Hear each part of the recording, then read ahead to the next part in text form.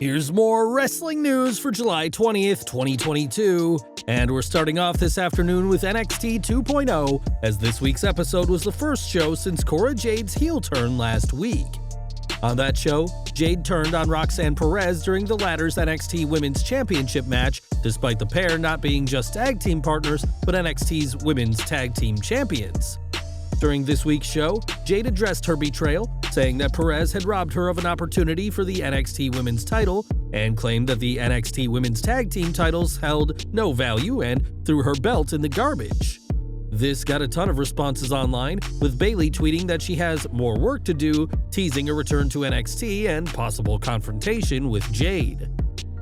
Others pointed out how WWE seems to be getting rid of the women's tag team divisions throughout the company, as there's still no sign of anyone winning the WWE women's tag team titles on the main roster. With Jade throwing the title in the trash, a comparison was made to Medusa throwing the WWF women's title away during WCW Monday Nitro in 1995, and whatever comes next, don't expect to see many NXT women's tag team title defenses. Now, Seth Rollins is one of the top heels in WWE right now and has been for some time, but the man tries to be a good person outside of the ring. In addition to being a superstar, Rollins runs the Black and Brave Wrestling Academy, where he recently had an incident he deeply regrets.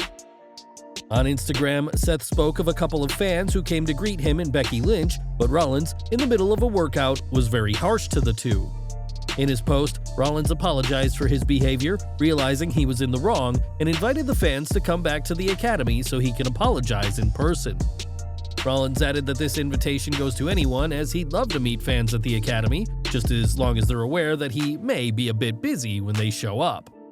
Seth realizes that he wouldn't be where he is without his fan base, and it's great to see that the former Universal Champion is mature enough to realize when he's messed up.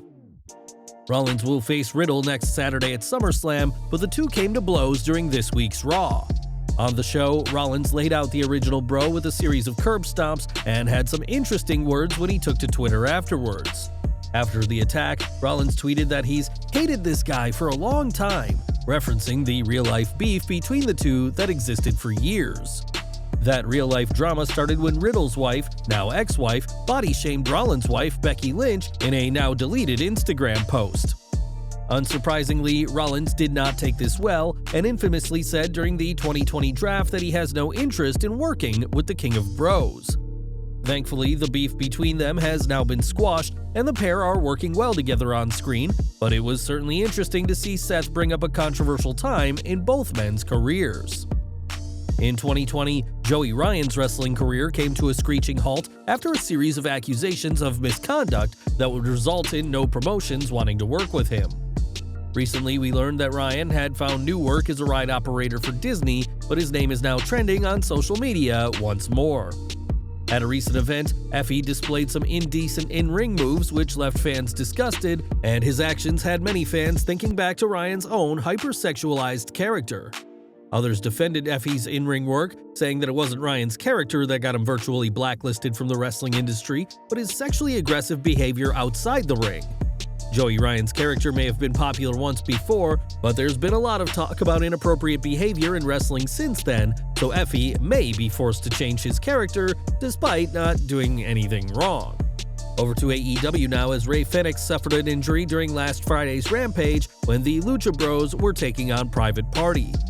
After a simple atomic drop, Fenix was seen limping heavily after the match, but things seemed to be okay.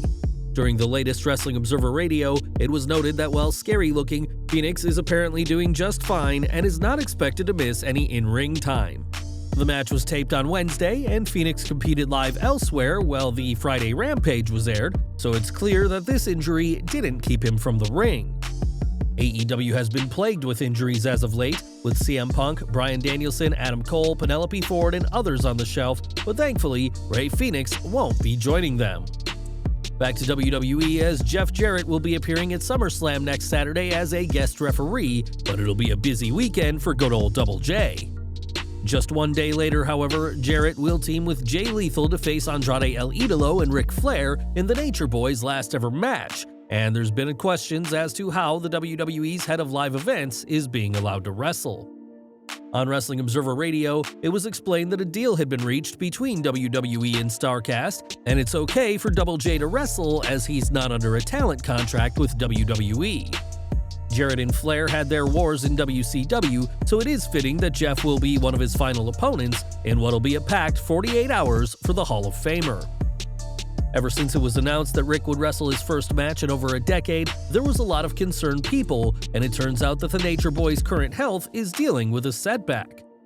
As confirmed on Wrestling Observer Radio, Flair is dealing with some kind of a foot injury, though he is still expected to compete on July 31st.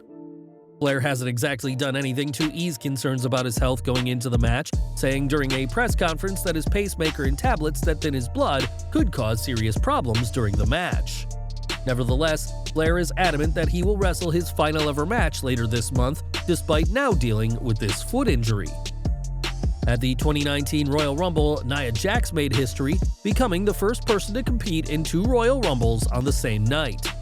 Entering the Women's Rumble at number 29, she would later attack R-Truth and take the number 30 spot in the Men's Rumble, facing off against some of WWE's top male superstars. In her recent appearance on the Wives of Wrestling podcast, Jax spoke about her experience in the men's match and how she was shocked to see Randy Orton take a bump for her in the match. You know what was even crazier that I did not know was going to happen? I almost peed myself was when I gave Randy a shoulder tackle and he bumped for me. I was legit shocked. I looked down. I was like, Randy just bumped for me. He wasn't going to bump. We didn't talk about that. It was just going to be a shoulder. He was going to go in and he bumped for me. Jax's tenure in the match was short-lived as she would be thrown out by Rey Mysterio after just over 3 minutes, but the match continues to be a huge moment for the now former superstar all these years later.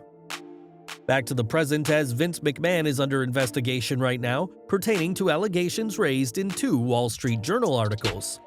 McMahon is alleged to have paid millions to cover up affairs with employees and reportedly forced at least one woman into sex, and a lot has been said about Vince over the past month. Speaking as the latest guest on Wrestle Buddy, former WWE personality Ricardo Rodriguez gave his 2 cents on the matter and believes this won't be the end of VKM. I know it's a sensitive topic, and overall, it's an unfortunate thing. I'm surprised it took this long, and it's not just in wrestling, it's in so many industries. So many companies where men of such high power and money, it happens to them. Not so much the getting caught, the act of doing something like that, and it happens a lot. We hear about it all the time on TMZ, but to what Jericho said on that podcast, is it illegal? No. Was it Yes. Morally, it's totally screwed up, but it wasn't illegal. So if you look at it from that sense, I feel like Vince is going to walk off and be alright. When asked about Stephanie McMahon stepping in as interim CEO and chair of WWE, Rodriguez said that he is entirely behind this idea and hopes that Triple H is working alongside her. Many have said that this scandal won't be the end of McMahon, but with another Wall Street Journal bombshell expected, we'll have to wait until the end of the investigation to know for sure. And we're ending today with NXT 2.0, which saw a huge return on the show. In the 20-woman Battle Royal to determine the next challenger for Mandy Rose, Zoey Stark made her return to the brand, getting the win and an NXT Women's Championship match. Stark had been out with an injury since October's Halloween Havoc event, where she and Io Shirai lost the NXT Women's Tag Team titles to Toxic Attraction's Gigi Dolan and JC Jane, but now Stark could get a ton of payback if she dethrones the group's leader, Mandy Rose. Well guys, that's our news for today. Please share your comments below. Also hit the like button, subscribe to our channel, and hit the bell icon to receive all notifications. And as always, thanks for watching.